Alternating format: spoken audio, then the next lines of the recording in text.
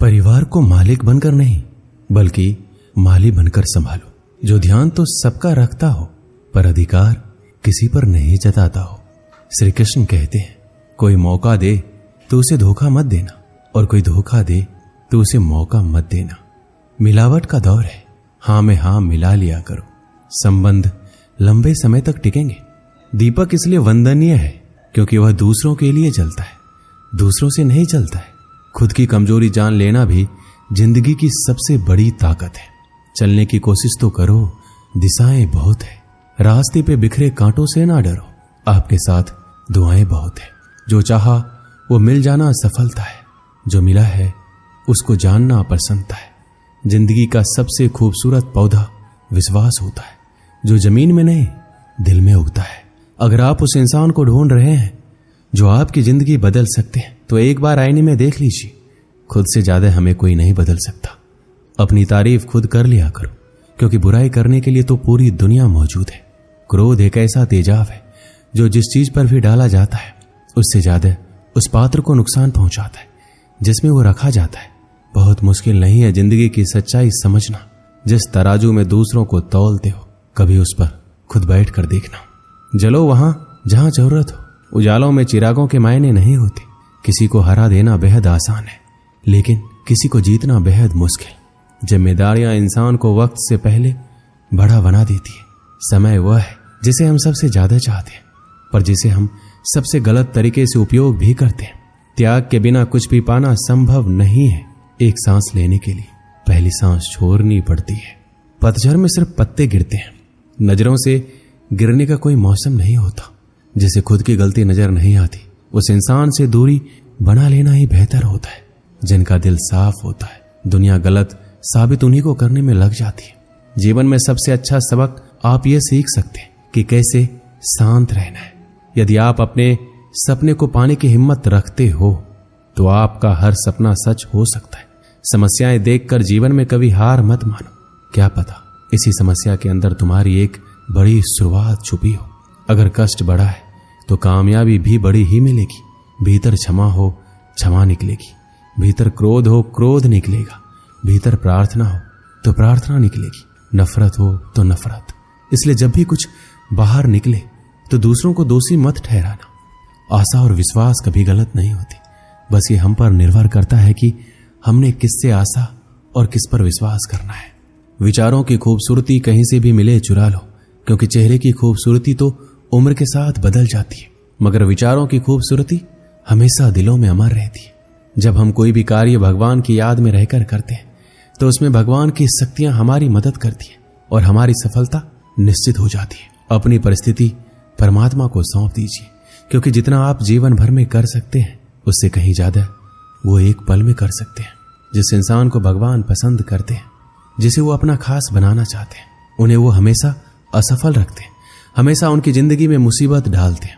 अगर आप हार रहे हो तो ये बड़ा संकेत है कि भगवान के उन खास इंसानों में से आप एक हो जिन्हें वो आगे पहुंचाना चाहते हैं। दुनिया में कुछ ऐसे इंसान होते हैं जिन्हें आप कितना भी प्यार, मान, सम्मान दो, फिर भी क्या करते हैं, सिर्फ धोखा ही देते हैं, क्योंकि आप लोगों की फितरत कभी नहीं बदल सकते। पत्नी पसंद से मिलती है, मगर माँ बाप तो पुण्य से मिलते हैं।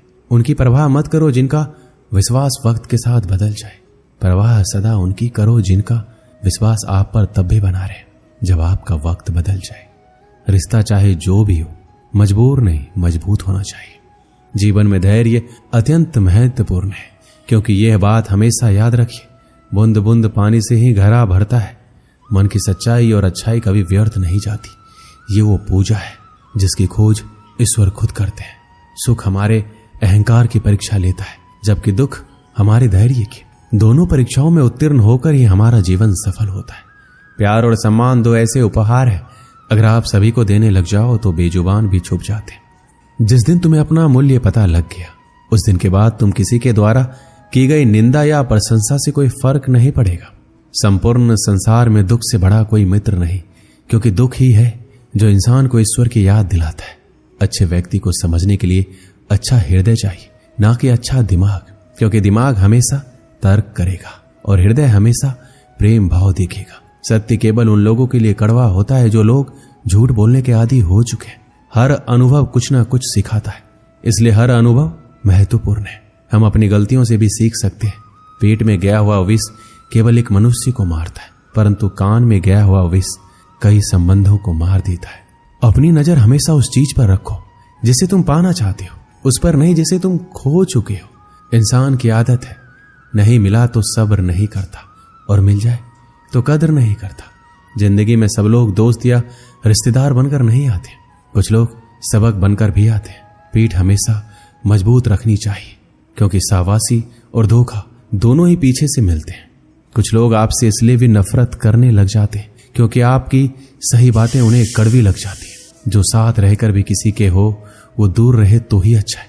किस्मत सिर्फ मेहनत से बदलती है, बैठकर सोचते रहने से नहीं। सिर्फ उसी के सामने झुको, वो किसी के सामने तुम्हें झुकने नहीं देगा। श्री कृष्ण कहते हैं, करने दो जो आपकी बुराई करते हैं। ऐसी छोटी छोटी बातें तो सिर्फ छोटे लोग ही करते हैं। सिर्फ धोखा देना ही धोखा नहीं होता, लेकिन किसी के साथ अपनेपन का नाटक करना, यह बहुत ही बड़ा धोखा होता है। जो आपकी सही बातों का भी गलत मतलब निकालते हैं, उनको सफाई देने में अपना वक्त बर्बाद मत करो। एक दिन शिकायत आपको वक्त से नहीं बल्कि खुद से होगी कि एक खूबसूरत जिंदगी आपके सामने थी और आप दुनियादारी में उलझे रहे। एक बार माफ करके अच्छे बन जाओ, परंतु दोबारा उस इंसान पर भरोसा करके बेवकूफ मत बनो।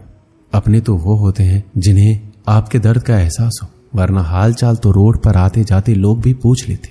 मेहनत का फल और समस्याओं का हल देरी से ही सही पर मिलता जरूर है। जब आप दूसरों का अच्छा चाहते हैं तो वही चीजें आपके जीवन में वापस आती हैं। यही प्रकृति का नियम है। टूटी हुई चीजें सबसे ज्यादा तकलीफ देती है, जैसे भरोसा, दिल, नींद और सबसे अधिक उम्मीद। बस तुम खुद से मत हारना, बाकी सब श्री कृष्ण देख लेंगे। जो इंसान अच्छे विचारों और अच्छे संस्कारों को पकड़ लेता है, उनके हाथ में मानव पकड़ने की जरूरत नहीं पड़ती। वक्त जब न्याय करता है तो गवाहों की जरूरत नहीं पड़ती। माफी मांगने वाले हमेशा गलत नहीं होते। कुछ लोग झुक जाते हैं, पता है क्यों? रिश्तों को बचाने के लिए। इच्छा पूरी नहीं होगी तो क्रोध बढ़ेगा, और पूरी होने पर लोभ। इसलिए जीवन में हर परिस्थिति में धैर्य बनाए रखना ही श्रेष्ठ है। कई वर्षों पहले एक राज्य में मिदास नाम का एक लोभी राजा राज्य करता था। उसकी एक बहुत ही सुंदर पुत्री थी जिसका नाम सुनैना था। मिदास अपनी पुत्री से बेहद प्रेम करता था, किंतु उससे कहीं अधिक उसे सोने से प्रेम था। उसके खजाने में सोने का भंडार था। उतना सोना दुनिया में किसी भी राजा के खजाने में नहीं था। इसके बाद भी खजाने में जितना सोना बढ़ता, राजा मिदास की लालसा उतनी ही बढ़ती जाती। उसके दिन का अधिकांश समय खजाने में रखे सोने को गिनने में निकल जाता था। सोने के लालसा में अक्सर वो अपनी पुत्री को अनदेखा कर देता था। दिन पर दिन उसकी सोने की ललक बढ़ती जा रही थी, और अधिक सोना प्राप्त करने के उद्देश्य से उसने एक बार अन्न जल त्याग कर ईश्वर की कठोर उपासना की। उसकी उपासना से प्रसन्न होकर ईश्वर ने उसे दर्शन दिए और मनचाहा वरदान मांगने को कहा। मिदास बोला, हे ईश्वर, मुझे वरदान दीजिए कि मैं जिस भी वस्तु को छूं वो सोना ही बन जाए। ईश्वर मिदास की लालसा समझ रहे थे। वरदान देने के पूर्व उन्होंने पूछा, राजन, क्या ये वरदान मांगने के पूर्व तुमने अच्छी तरह विचार कर लिया है?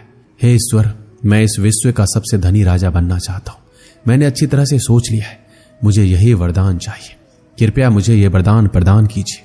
तथास्तु, मैं तुम्हें वरदान देता हूं कि कल सूर्य की पहली किरण के साथ तुम जिस भी वस्तु को छुओगे वो सोने की बन जाएगी। आशीर्वाद देने के उपरांत ईश्वर अंतर्ध्यान हो गए। राजा मिदास ये वरदान पाकर खुशी से फूला नहीं समाया। दूसरे दिन सोकर उठने के उपरांत अपनी शक्ति परखने के लिए उसने अपने पलंग को छूकर देखा। वह पलंग सोने का बन गया। मिदास बहुत खुश हुआ। दिन भर वह सुध बुध खोकर अपने महल के हर चीजों को सोने में परिवर्तित करने में लगा रहा। उसे भोजन तक का होश ना रहा। शाम तक वह थक कर चूर हो गया था। उसे जोरों की भूख लग गई थी। उसने अपने सेवकों को भोजन परोसने के लिए कहा। भोजन परोसा गया, किंतु ये क्या, जैसे ही उसने भोजन को हाथ लगाया तो सोने में परिवर्तित हो गया।